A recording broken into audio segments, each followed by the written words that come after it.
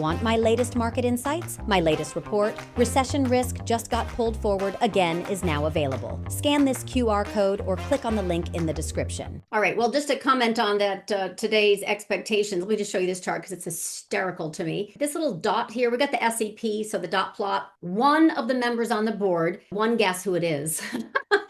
Waller Bowman, but probably the new guy who just got approved on Monday night, Stephen Mirren, who he tried to vote twice. Right? Yeah, literally. He's White House counsel, now sitting on the FOMC in Kugler's place. Anyway, the point I'm pointing out is that somebody expects cuts equal to 150 basis points lower this year. Now, the median cuts that the Fed basically pushed out were 2 this year and 1 in 2026. So it really was more of a hawkish bent, right? It was 25 basis points, not 50 basis points, which I contend would have triggered that they see recession risk is more imminent because of the employment picture. And he intonated and spoke directly about the weakening economic backdrop. So the other point I wanted to make wasn't just that somebody is very, very bearish. Otherwise, there was consensus on this 25 basis point cut is this lovely Fed speak for stagflation. So Powell was really clear in saying, all right, so we see a change in real GDP coming in that is contracting. We see unemployment rate, which is increasing. We see PC also strong. You can't see it because I got all these big arrows in front. But the point is, this is the opposite of what you really, really want to get to when it comes to a cutting regime. They are afraid of doing too much too soon. And of course, that is exactly what Trump, Bessent, Mirren want, which is this loose monetary policy. That same theme I've had for many, many months as one of the reasons for the seasons is that you have a backdrop of all gas, no brakes in fiscal spending. By the way, we might be hitting the brakes. There is a supposed vote this Friday for this continuing resolution, whether that will create the stopgap funding measure for the government for the 7 weeks, or maybe it doesn't go forward and we have shutdown risks pulled forward. The market's not pricing in.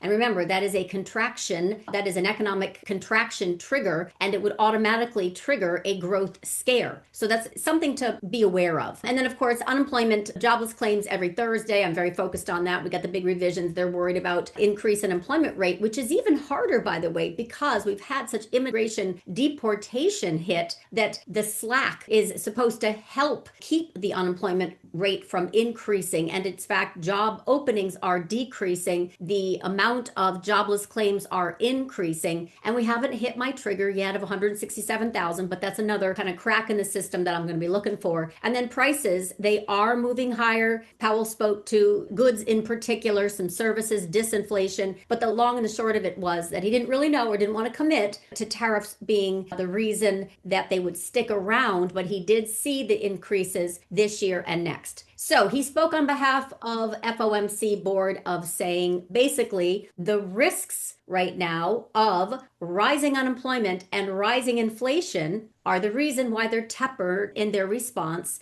They are reactive, not proactive, but I think they thread the needle. They don't come off as fiscal dominance, bowing down to the will of POTUS, but they also don't want to scare the market with a 50 basis point rate cut, which would absolutely send signals to corporations that, careful, disposable income is going to start to take a hit with it spending. And now we need to kind of maybe do some restructuring that creates more layoffs, that contributes to joblessness. So that labor shedding factor is what they're trying to limit. But I would absolutely contend that this cut was not normative. It was accommodative because of the employment backdrop.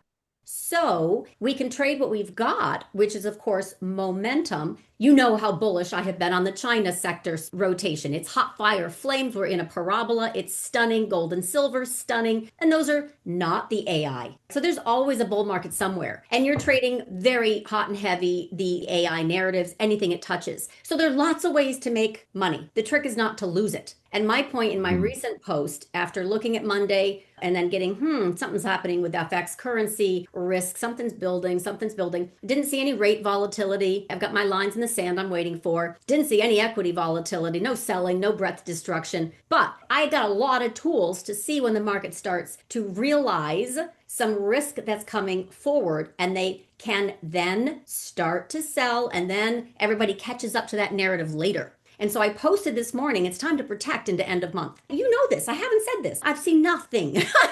we just keep grinding higher into 6666. I don't want to wait until 6666. But the point is, we could very easily, like I said, with the structures right now of options, they have just been plowing higher into that 6650, 7000. That's kind of your call wall, and your 6500 is kind of your put wall, and that's kind of where we're going to play, 200-point range. I think you'd agree with that. And you're waiting for the next momentum trigger, and hopefully we just get a reversion to the mean before it gets bid back up into year end. I'm talking about I agree with that. Reversion mean into the end of the month, where we then get to see whether or not, or how strong corporate bond issuance is, and if they've kicked the can down the road with a 7-week CR vote to fund the government.